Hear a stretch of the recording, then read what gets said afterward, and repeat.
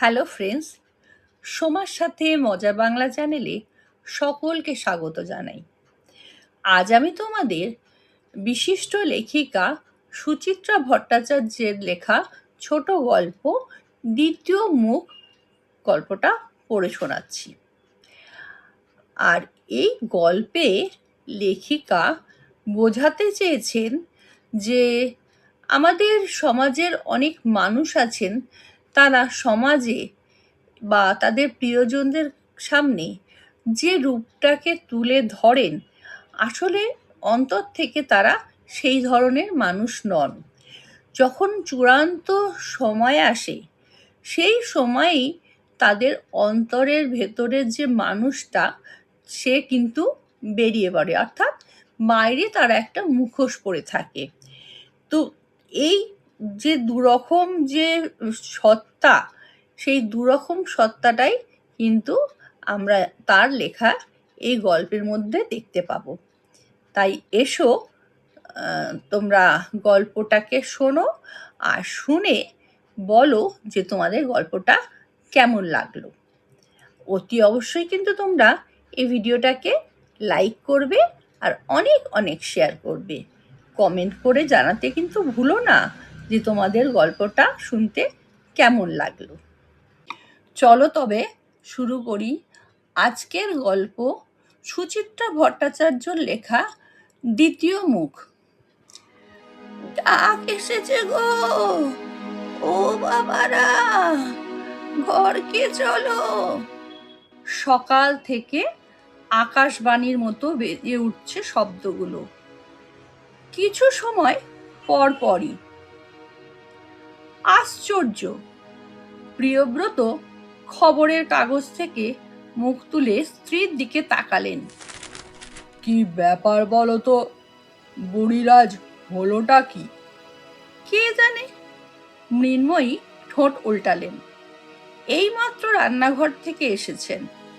আঁচলে হাত মুছতে মুছতে এগিয়ে গেলেন জানালার ধারে।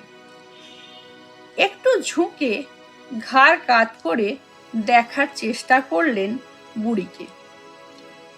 না, দেখা যাচ্ছে না। বিরক্ত মুখে বিড়বিড় করে উঠলেন, বারবার বলছি একটা কিছু ব্যবস্থা করো। কি ব্যবস্থা করব? প্রিয়ব্রত স্বরেও বিরক্তি এবার। কেন, অন্য কোনো জায়গা নেই মরার? দরজা অবধি গিয়ে মৃন্ময়ী ফিরে দাঁড়ালেন। আর কারোর বাড়ির সামনে এমন পড়ে থাকুক না, দেখি কেমন তারা দিনের পর দিন। এ কথা তো আমি প্রথম দিনই বলেছিলাম। প্রিয়ব্রত শব্দ করে খবরের কাগজের পাতা উল্টালেন। তোমরাই তখন বেশি মায়া দেখালে। ঠিক আছে, এক কথা নিয়ে রোজ খোঁটা দিতে হবে না। মৃন্ময়ী দ্রুত বেরিয়ে গেলেন ঘর থেকে। প্রিয়ব্রত চোখ থেকে চশমা নামালেন। মেয়েদের নিয়ে এই এক মুশকিল, কখন কি চায় নিজেরাই জানে না। বুড়ির এখানে আস্তানা গাড়া নিয়ে প্রথম প্রথম তিনি যখন আপত্তি জানিয়েছিলেন, তখন এই মৃন্ময়ী প্রতিবাদ করেছিলেন সব থেকে বেশি। আহা, থাক না, বাড়ির ভেতরে তো আর ঢুকে আসছে না, রাস্তাতে পড়ে আছে। তিনি বলেছিলেন, বাড়ির সামনেটা তো নোংরা হচ্ছে, কোন দিন দরজার সামনে হেগে মুতে রাখবে? না বাবা, শিবরাও অমনি শাশুড়ির পক্ষ নিয়েছিল। আমি লক্ষ্য করে দেখেছি, বুড়ির কিন্তু ওসব সেন্স ঠিক আছে। বাথরুম পেলে কোমর ঘষে ঘষে ওই দিককার ড্রেনের কাছে চলে যায়। তাছাড়া কতটুকুই বা খায় যে। মৃন্ময়ীর স্বর ভিজে গিয়েছিল মমতায়। সকালে এক বাটি ভাত দিয়েছিলাম, বিকেলে দেখি 5টা দানাও খেয়েছে কি খায়নি। হ্যাঁ, এইভাবেই বুড়ি মাস দেড়েকের ওপর রয়ে গেছে বউ শাশুড়ির আশ্রয়ে। প্রিয়ব্রতর এই ঘরেরই কোলে ছোট আয়তক্ষেত্র মাপের ঝুল বারান্দা, তার ঠিক নিচে ফুটপাতের ওপর সদর দরজার বাঁ দিক ঘেঁষে সারাটা দিন গুটিসুটি পড়ে থাকে। সম্পত্তি বলতে নোংরা দুটো কাঁঠাকানি আর এইটুকুন এক ছেঁড়া পোঁতলা, ছোট্ট মতো দলা পাকানো শরীর। যত না ছোট, বয়সের চাপে তার আরো ছোট দেখায়। কঙ্কাল সার দেহ, মাথা ভরা কাশবন, চামড়ার রং ফ্যাকাশে কালো। সেই রঙের ওপর ইহজীবন বুঝি ঘন স্বর ফেলে জুড়িয়ে যেতে চাইছে। বুড়িকে দেখে অন্তত প্রিয়ব্রত সেই রকমই মনে হয়। ঠান্ডা স্বরের গায়ে যেমন তেমন অজস্র ফাটল, ফাটলের ফাঁকে ছাই ছাই ময়লা। বুড়ি যে কোত্থেকে এলো, কেন এলো, কেউ বলতে পারে না। শত প্রশ্ন করেও উত্তর মেলেনি কোনো। প্রথমে সকলে ভেবেছিল বোবা বোধ হয়, মোটেই না। দুটো দিন ঘাপটি মেরে পড়ে থাকার পর দুম করে কথা বলে উঠেছিল একদিন, ডাক এসেছে গো, ও বাবারা। তারপর থেকেই মাঝে মাঝেই শব্দটাকে সুর করে করে উচ্চারণ করে চলে, শুধু ওই শব্দ কটাকেই। আর কোনো বলি বুঝি শেখেনি কোনো দিন। শেখেনি নাকি জীবনের সব কথা ফুরোতে ফুরোতে ওই কটা বাক্যতে এসে ঠেকেছে? শেখেনি নাকি জীবনের কথা সব ফুরোতে ফুরোতে ওই কটা বাক্যতে এসে ঠেকেছে? সময় অসময় নেই, যখন তখন খেলা করে উঠছে কথা কটাকে নিয়ে।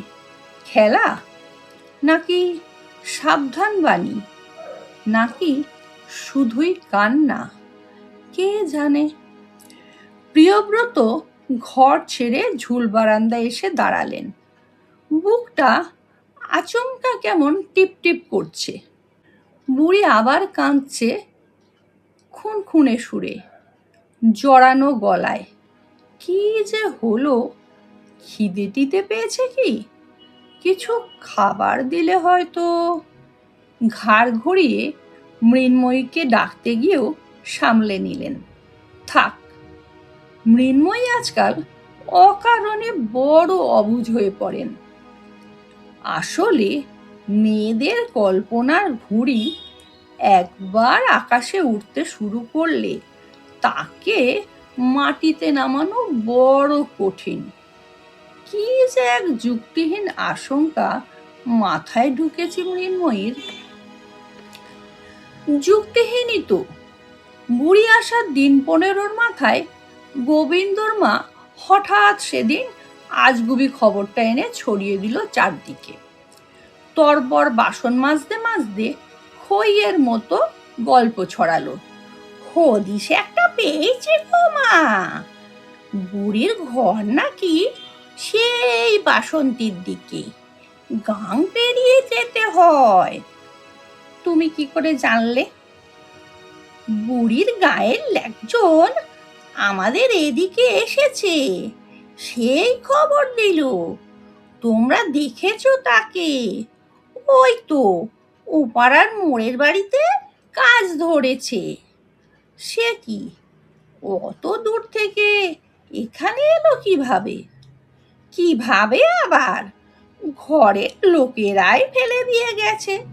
দেখো না, বুড়ি একেবারে ধুম পাগল। আশ্চর্য, তার জন্য ফেলে দিয়ে যাবে? যাবে না? শুনলাম শুধু পাগলই নয়, বুড়ি ডাইনিও হয়ে গেছে। পটাপট সব গ্রামের লোকেদের মেরে ফেলছিল। তাই 5 জনে যুক্তি করে। যা, এরকম আবার হয় নাকি? ছেলের বউয়ের আগে বিস্মিত প্রশ্ন ছুঁড়ে দিলেন মৃন্ময়ী। কোথায় ফেলে গেছিল? অত বৃত্তান্ত বলতে পারবনি বাবু, শহরে এনে ফেলে দিয়ে গেছে শুনেছি। তারপর কি হলো, কিভাবে এখানে এলো, তা ওই বুড়ি জানি। গোবিন্দর মা বিজ্ঞের মতো মাথা দুলিয়েছিল। তবে ডাইনি হয়ে গেছে এ কথা ঠিক। দেখো না কেমন না খেয়েও বেঁচে থাকে। কথাটা আংশিক সত্য বটে। অহরাত্র একই জায়গায় 3 মাথা এক করে বসে থাকে বুড়ি। খেতে দিলে খোঁটে, না দিলে চায় না, নড়াচড়া করে না বিশেষ। পাশ দিয়ে যেতে যেতে লোকজন কখনো বা পয়সা ছুঁড়ে দেয়, বুড়ি ফিরেও তাকায় না। কাঁথা কানির ওপর শুধুই চিকচিক করে ধাতব চাকাগুলো। তবে রাত পোহালে সকালবেলা সেগুলোকে আর দেখা যায় না। কোন মন্ত্র বলে রাতারাতি উধাও হয়ে যায়। বাবলু বলে, উধাও হবে কেন, রাত্রিরে কেউ তুলে নিয়ে যায়, মানুষের দ্বারা সবই সম্ভব। শিবরাত চোখ ছলছল করে তখন। মানুষ বলো না, বলো মানুষ নামের পশু, মানুষ কখনো মানুষকে অমন ছেঁড়া পোটলার মতো ফেলে দিতে পারে? পারে, মানুষই পারে। দেখো, নিজের ছেলেরাই হয়তো মার বোঝা কেউ নেবে না বলে। উফ! শিপ্রা শিউরে ওঠে।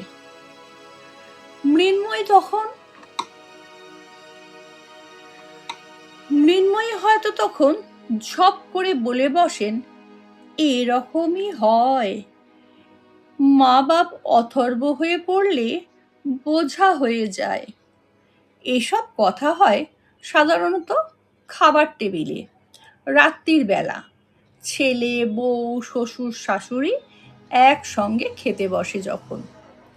তারপর সবার খাওয়া হয়ে গেলে শিপ্রা কুড়িয়ে বাড়িয়ে কিছু খাবার রাতের জন্য দিয়ে আসে বুড়িকে।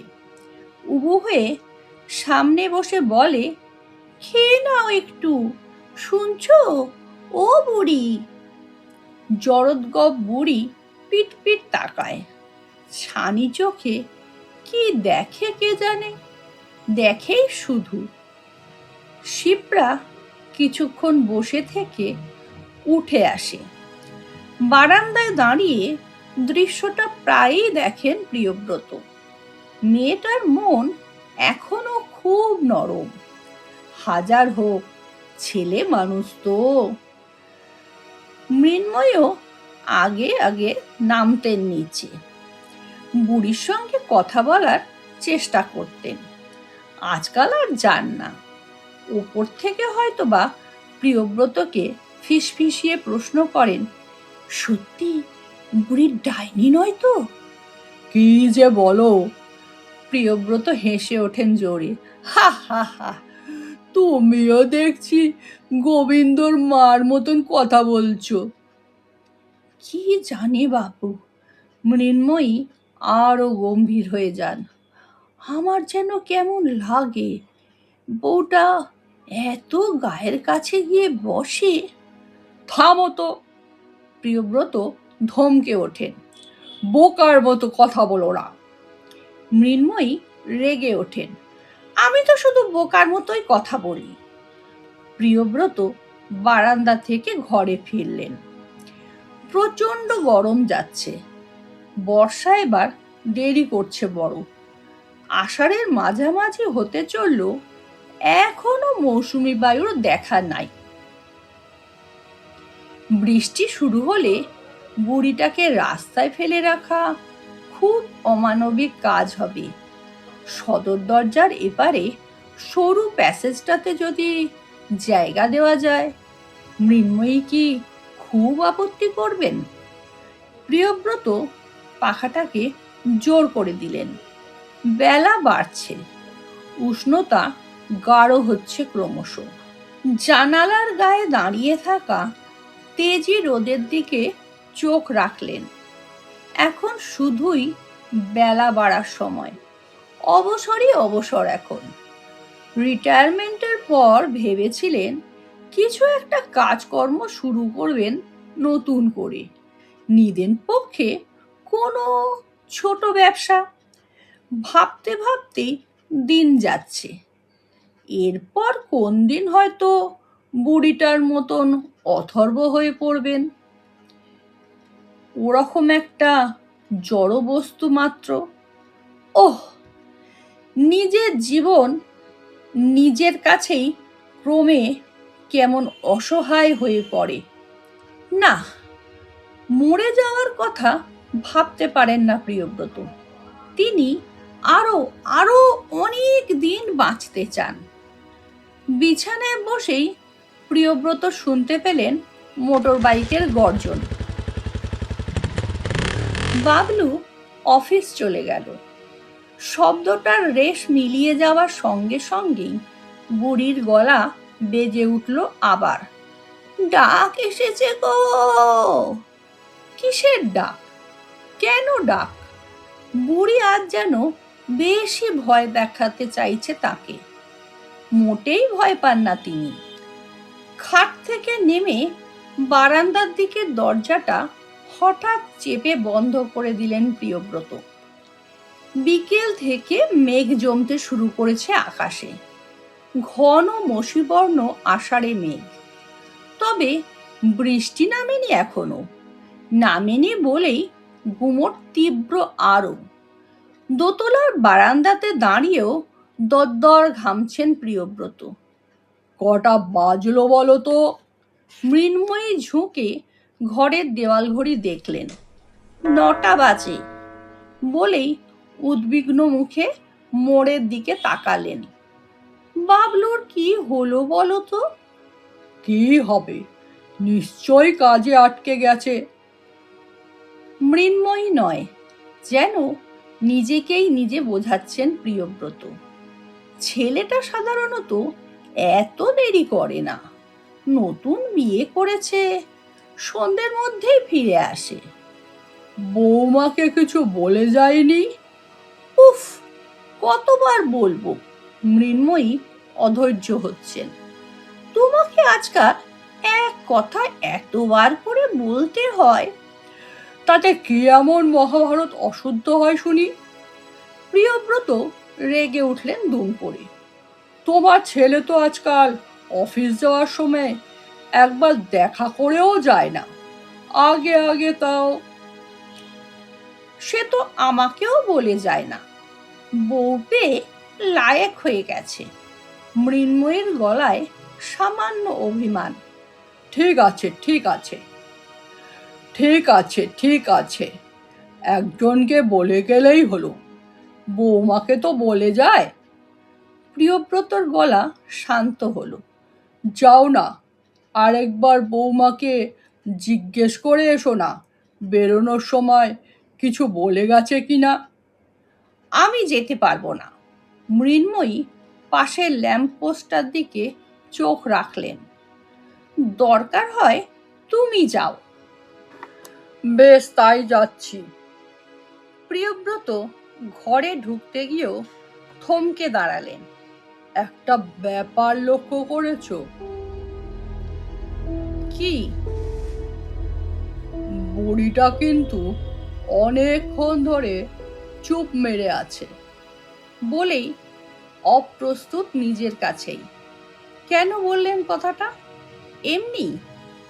মৃন্ময়ী সঙ্গে সঙ্গে ছুটে এসেছেন ঘরে। সত্যি তো? কখন সুর থামলো বলো তো? বোধহয় বাবলু যাওয়ার পরপরই। বলতে গিয়েও প্রিয়ব্রত সামলে নিলেন। দূর, অহেতুক ভয় দেখানোর মানে হয় না। শিপ্রার ঘরের সামনে গিয়েও দাঁড়িয়ে রইলেন কয়েক সেকেন্ড। ঠিক কখন কান্না থামিয়েছে বুড়ি? বাবলু যাওয়ার পরপরই? নাকি আরো পরে, না একটু আগে? মনে পড়ছে না। ইদানিং সব কিছু হঠাৎ হঠাৎ এমন গুলিয়ে যায়। শিপ্রার ঘরে আসতে টোকা দিলেন। বাবলু আজ এত দেরি করছে কেন বৌমা? জানি না বাবা। শিপ্রা উঠে এলো। বুঝতে পারছি না। ওর অফিসের ফোন নাম্বারটা আছে তোমার কাছে? আমি যে কোথায় রেখেছি। আছে। শিপ্রা হাসলো নরম করে। তবে এক্ষুনি ব্যস্ত হবার কি আছে? আর কিছুক্ষণ দেখে। আশ্চর্য, না বলে গেলে এত দেরি তো করে না কখনো। প্রিয়ব্রত বিড়বিড় করে উঠলেন। মেয়েটা তবু শান্ত হাসছে। নিশ্চয়ই কোনো কাজে আটকে গেছে, আর কিছুক্ষণ দেখা যাক। প্রিয়ব্রত মন্থর মাথা নাড়লেন। বলতে পারলেন না তাহলে তুমি একা ঘরে চুপচাপ শুয়ে কেন? কেন বাইরের ঘরে বসে রোজকার মতো টিভি দেখছো না? না, ছেলের বউকে এভাবে বলা যায় না। ধীর পায়ে নিজের ঘরে ফিরলেন।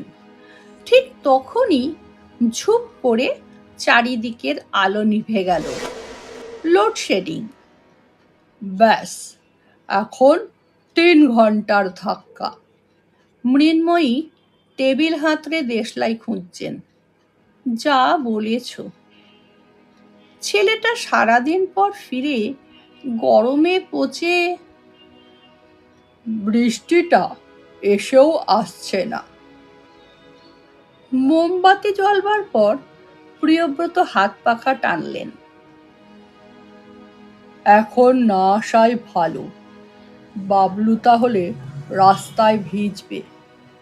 তা অবশ্য ঠিক।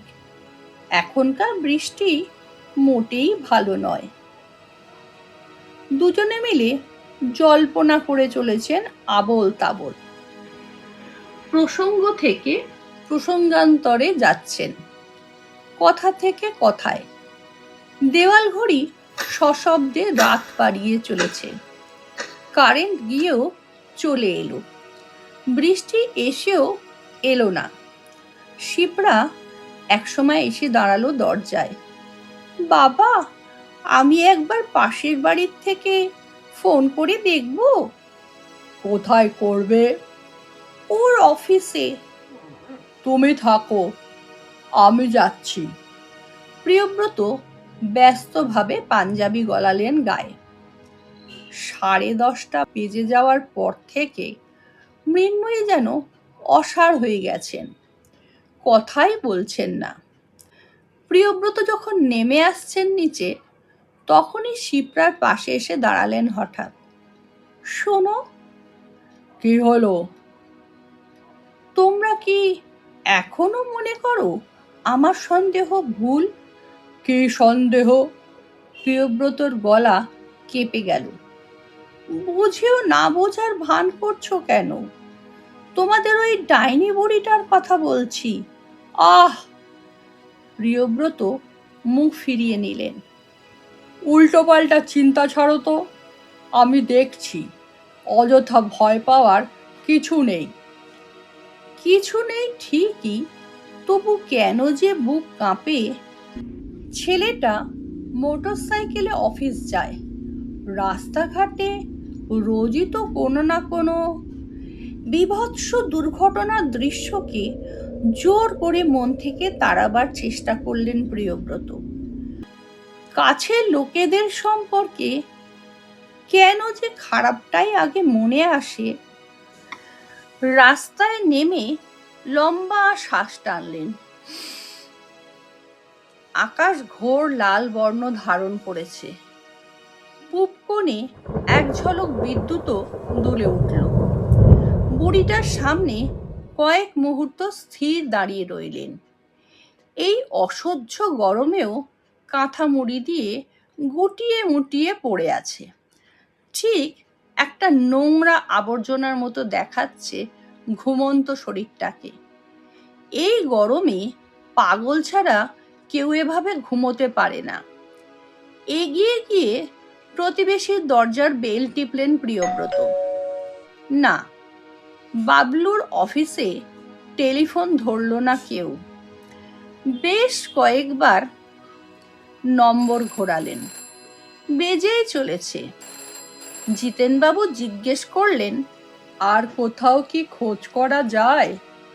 যদি অন্য কোথাও গিয়ে টিয়ে থাকে? জিতেনবাবুর বড় ছেলে বলল, চিন্তা করবেন না, আমি এগিয়ে দেখছি। তার মা বললেন, কি কাণ্ড, বাবলু তো এমন করে না কখনো। 11টা বেজে গেছে। প্রিয়ব্রত সব গুলিয়ে যেতে আরম্ভ করেছে। কোথায় যাওয়া যায় এখন? থানায়? হাসপাতালে? কোন হাসপাতালে যাবেন? বাবলু কি আইডেন্টিটি কার্ড পকেটে নিয়ে বেরিয়েছে? হয়তো বেওয়ারিশ হয়ে পড়ে আছে মর্গে। কতদিন ধরে পই পই করে বলেছেন মোটরসাইকেল বেচে দেওয়ার জন্য।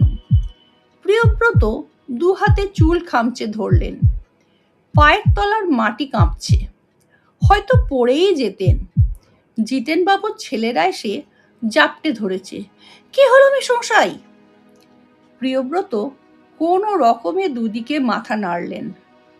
চলুন, বাড়িতে চলুন, আমরা দেখছি। যদি থানায় যাবার দরকার হয়। আর একটু দেখি, আর আধ ঘন্টাটা। প্রিয়ব্রত শব্দ করে শ্বাস ফেললেন। টলমলে পায়ে বাইরে এলেন। জিতেনবাবু নেমে এসেছেন সঙ্গে। প্রিয়ব্রত চেষ্টা করেও প্রশ্নটাকে ধরে রাখতে পারলেন না ঠোঁটে।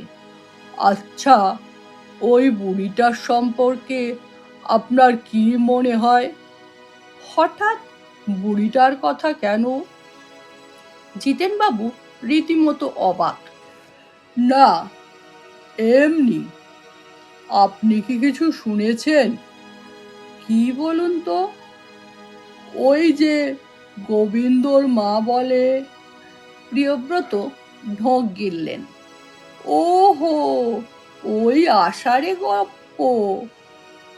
সত্যি, কোন যুগে দেশটা পড়ে আছে বলুন তো?